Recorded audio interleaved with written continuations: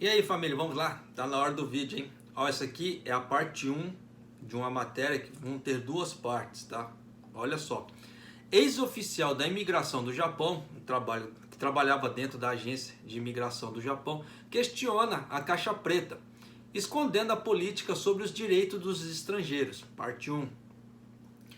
O debate sobre uma proposta de revisão de lei de controle de imigração do Japão atingiu o auge nos procedimentos da dieta. A política de imigração do país tem sido alvo de críticas dentro e fora do Japão sobre questões como taxa de reconhecimento do status de refugiado extremamente baixa, de menos de 1%, períodos infinitos de detenção de estrangeiros servidos como ordens de deportação e tratamentos desumanos de tais indivíduos. Um ex-oficial da imigração revelou o funcionamento interno da Agência de Imigração do Japão para examinar se as revisões de lei de controle de revisão e reconhecimento de refugiados realmente ajudariam a resolver os problemas da administração de imigração do país. Yoichi Kinoshita, 56 anos, um ex-funcionário da administração de imigração que se envolveu na inspeção de status de residência de estrangeiros como oficial de imigração por 18 anos até 2019. Apareceu para uma entrevista em traje formal. Atualmente, ele trabalha como especialista jurídico certificado em procedimentos administrativos em um escritório em Tóquio. Kinoshita ingressou na Agência de Inteligência de Segurança Pública em 1989, após se formar na universidade.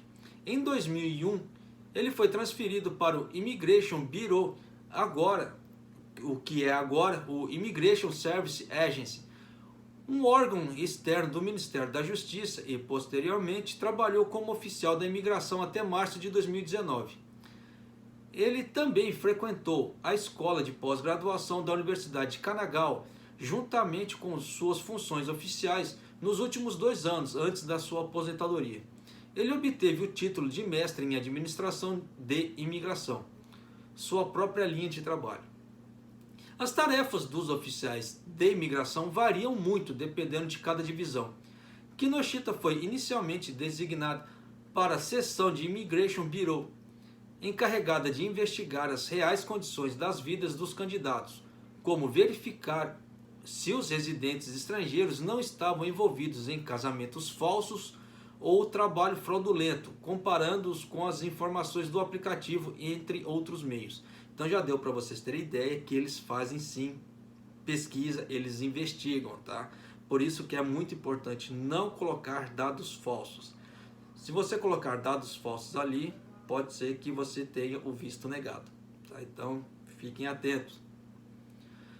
2 anos depois, ele se mudou para a filial do aeroporto de Haneda e ficou encarregado do controle de fronteira para verificar os indivíduos que chegavam e evitar entradas ilegais no país. Logo quando Kinoshita começou a trabalhar em 2001, os ataques terroristas de 11 de setembro ocorreram nos Estados Unidos, criando uma sensação de tensão no Bureau como um todo. Refletindo sobre esse momento, Kinoshita disse: "Eu estava dolorosamente ciente da ameaça imposta pelos terroristas, como um indivíduo que fazia parte da administração da imigração. Acho que todo oficial da imigração tinha convicção de que, para avançar, é absolutamente necessário uma conduta rigorosa, dos exames."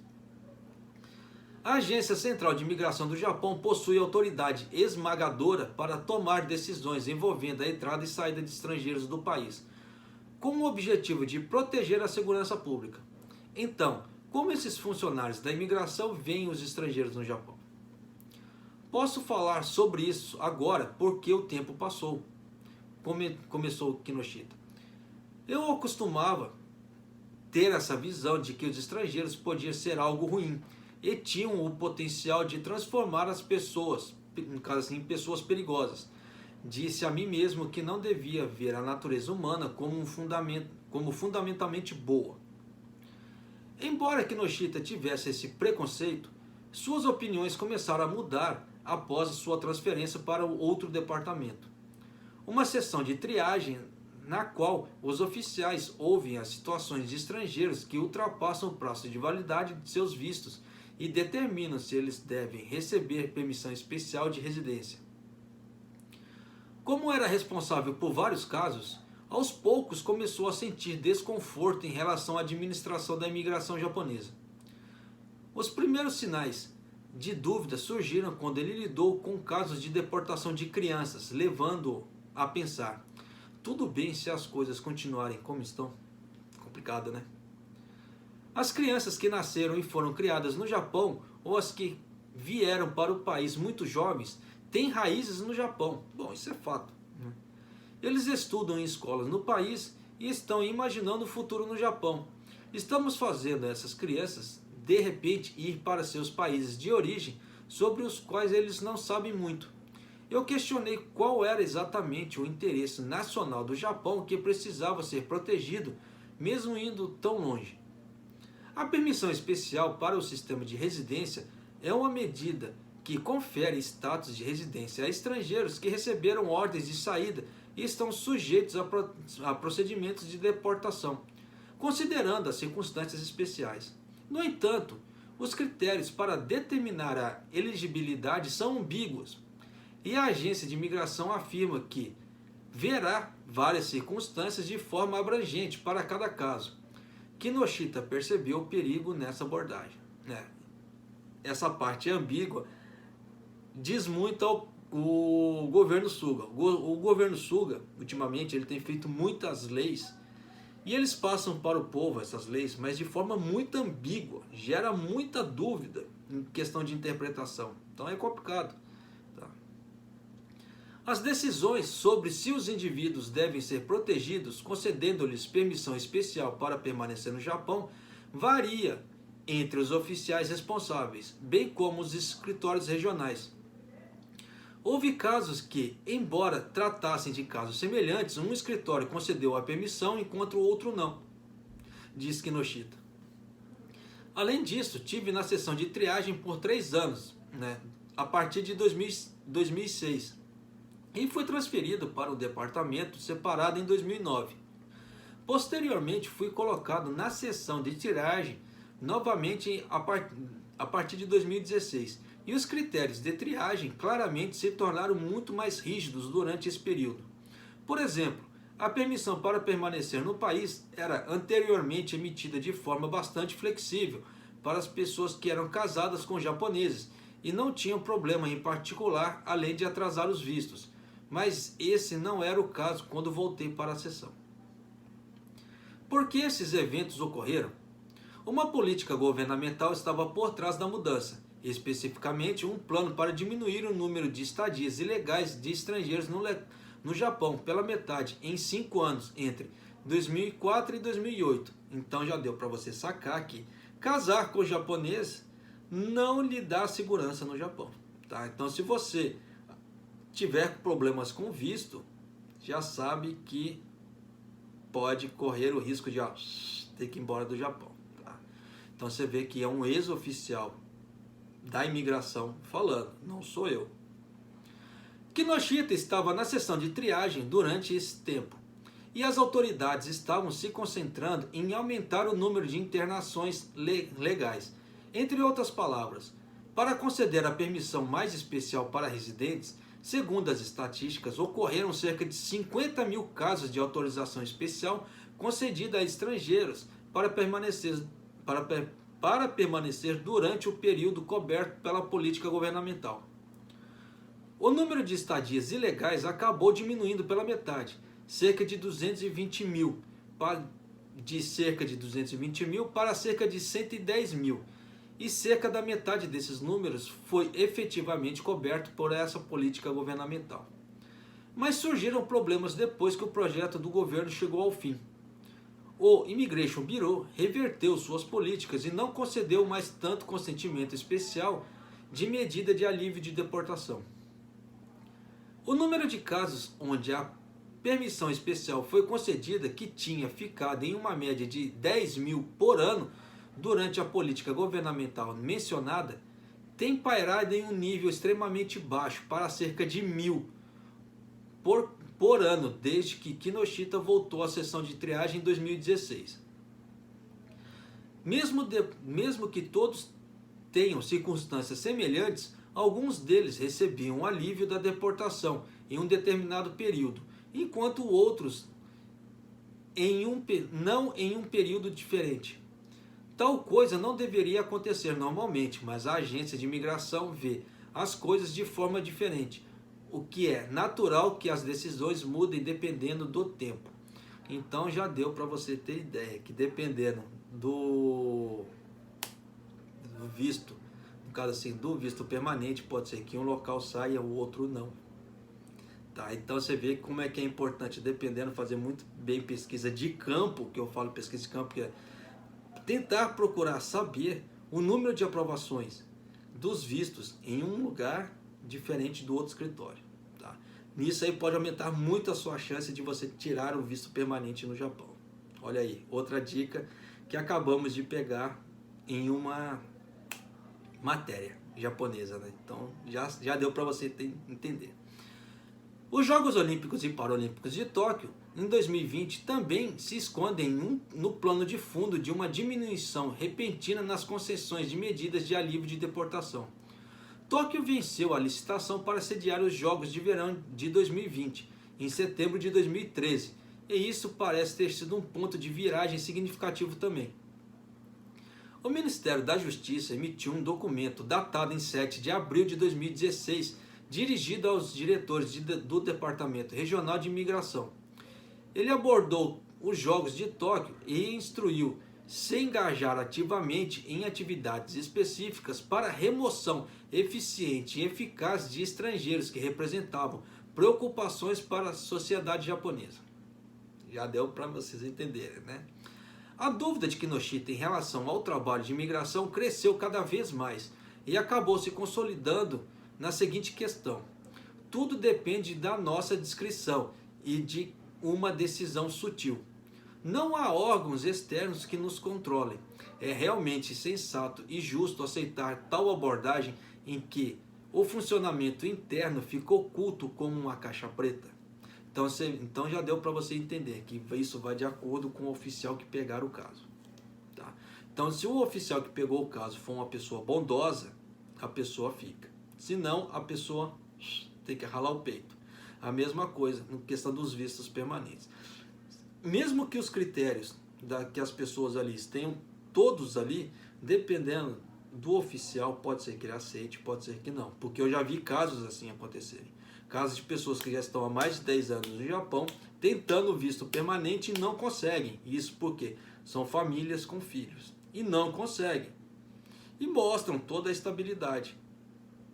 Só que ainda assim não conseguem o visto permanente. Então você vê que tem casos e casos. Então depende muito dos oficiais.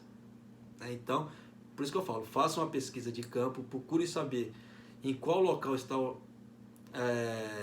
aprovando mais vistos, em qual local está aprovando menos vistos e tente ver, né, o melhor lugar para você tirar o visto, no caso permanente. O ex-oficial da imigração decidiu fazer uma pesquisa especializada na pós-graduação para responder às suas dúvidas. Depois de 2 anos de pesquisa, ele chegou à conclusão do que é errado que medidas poderosas capazes de restringir direitos humanos de estrangeiros sejam decididos sob autoridade exclusiva da agência de imigração. Os exames também devem ser conduzidos por terceiros. Então, o que ele quer dizer com isso? Que o Bureau de Imigração não deveria fazer certas triagens, porque dependendo da triagem que é feita, eles não aceitam, né? E que o mesmo caso em outro Bureau foi aceito. Então você vê que varia muito de pessoa para pessoa, não é uma regra restrita. Aos 54 anos, Kinoshita aposentou-se do Immigration Service Agency 6 anos antes de sua idade de aposentadoria obrigatória. Tá? Essa é a parte 1 de uma série de 2 partes. Então, terminamos uma parte aqui. Então, já deu para você ter ideia de como a imigração japonesa pensa. E como ela age, entre aspas. Por isso que eu falo para você. Você que quer tentar o visto para o Japão, independente se você não for descendente, se você não tiver ligação nenhuma com japonês, ou se você for descendente, ou se você for casado com japonês, tome cuidados com os dados que você posta. Não poste dados errados ou dados falsos, porque eles fazem a vistoria. Tanto que no meu caso, tá, a primeira vez que eu fui tirar o visto, eles me pediram uma bagatela de documentos. Eles pediram fotos, tá, para comprovar que a minha filiação estava certa. Então eu tinha que ter fotos com minha Dichan, com meu Dichan, com minha Bachan, tá? Minha Bachan teve que ir até o consulado fazer um documento de próprio punho, tanto que eu tenho esse documento até hoje, né? Carimbado, né, nas vistas do cônsul lá, que ela carimbou lá, né? Tanto que tem o carimbo do cônsul também nesse documento, mas foi um auê para conseguir esse visto, tá? Porque eu sou Sansei. Então já deu para vocês terem ideia que não é só meu caso, eu vejo outros casos de outras pessoas também, que quando vão tirar o visto, eles pedem fotos, eles pedem uma série de coisas assim, para tentar provar por A mais B que realmente são descendentes. Tá? E os descendentes, no caso dos não descendentes, tem todo um pré-requisito. E o governo japonês ele tem uma tabela, ele tem uma pontuação ali, né? Para a pessoa que não é descendente conseguir o visto para o Japão, ele precisa alcançar, se eu não estou enganado, no mínimo 70 pontos, tá? Em cima dessa tabela de 100 pontos, ele tem que alcançar pelo menos 70 pontos. Aí eles têm lá os critérios, né, de avaliação. Parte escolar da pessoa, o que a pessoa fez para melhorar a sociedade, se ela já escreveu livro, se ela tem um trabalho estável no país de origem. Por isso que eu falo país de origem, porque pode ser Brasil, pode ser em qualquer lugar do mundo, tá? É o mesmo critério para todo mundo, tá? Tirando o visto de habilidades específicas. O visto de habilidades específicas é uma coisa, tá? Que também deixa os não descendentes de japonês ou que não são casados virem trabalhar para o Japão. Isso é um caso, tá? E tem o visto daquelas pessoas que querem vir trabalhar no Japão, que é outro caso também, igual para professores de inglês e etc, tem essa tabela. E se usar essa tabela, se você tirar o visto usando essa tabela, a sua chance de ficar indefinidamente no Japão é muito maior, porque o visto de habilidades específicas ele tem um certo tempo, tá? E dependendo se vai, o Japão vai ver se vai autorizar a pessoa a ir continuando a ficar ou não. Mas para esse outro visto, eu não sei por que não é divulgado, tá? Mas esse outro visto que tem, com essa tabela, a pessoa pode ficar muito tempo no Japão, né? Sem dores de cabeça, desde que ele consiga atingir aqueles pontos. Então já deu para vocês terem ideia que a parte do Bureau da imigração japonesa, ela não divulga certas informações, mas existem essas informações, até dentro do site deles existem, só que é meio difícil de achar essas informações. Por quê? Eu já vi essas informações, só que me deu um trabalho danado para procurar essas informações.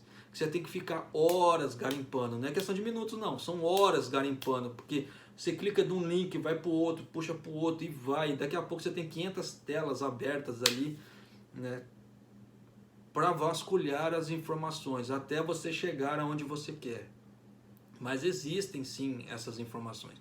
Por isso que eu falo que os descendentes, eles têm condições, os não descendentes, tá? Os estrangeiros, assim, que não têm filiação nenhuma com japonês ou que não são casados com descendentes, podem vir trabalhar no Japão.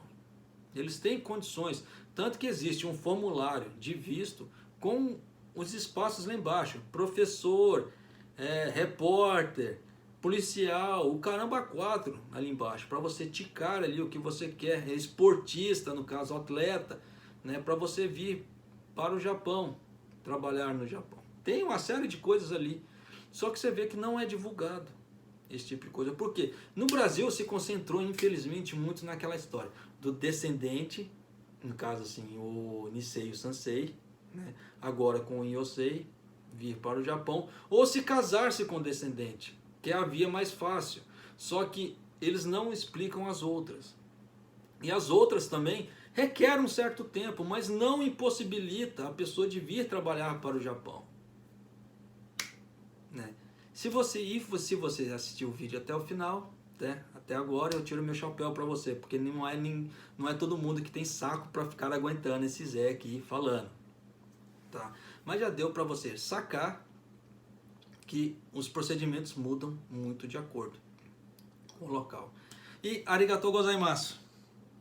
Tá, você tem meu respeito se você assistiu o vídeo até aqui. Claro que as outras pessoas que saíram antes, claro que eu não vou desrespeitar as pessoas, mas eu falo assim porque pegou a informação completa, tá? Pegou toda a matéria completa até aqui, né, com informações adicionais em relação ao sistema de imigração, que eu já passei, que outras pessoas passaram, que eu vi os casos. Então são informações assim que podem ajudar as pessoas. Por que eu falo isso? Dependendo da situação da pessoa, quando ela for tirar da entrada no visto dela, ela já recolhe aquele monte de dados que precisa e ela já dá a entrada de uma vez. Aí daqui a pouco a imigração fala assim, eu preciso de tal coisa. Aí você perde mais tempo para procurar esses dados para depois levar. E nisso vai atrasando cada vez mais no processo de confirmação do seu visto ou não. Então, para ganhar tempo, você vê que informações são prescindíveis e eu passo para vocês. Aí cada um sabe o que quer com as informações, ou faz o que quer ou ajuda as outras pessoas. Como eu já falei, dependendo, não precisa divulgar o canal, mas passa as informações. Passa as informações da forma que se fosse assim, eu sei disso, passei, ponto. Já está ajudando uma pessoa, eu fico feliz com isso. Como eu não sou hipócrita, eu quero que o canal cresça, tá? Mas eu quero que o canal cresça de uma forma honesta, sem ficar enganando as pessoas, sem passar informações erradas para as pessoas. Então são informações que eu tiro aqui direto do Japão e que eu já vivi. Tanto que eu vivo aqui no Japão e estamos diretamente assim tentando ver o mais rápido possível as informações para passar para você ficar o melhor informado possível. Mas é isso aí. Um abraço, até o próximo vídeo, até mais.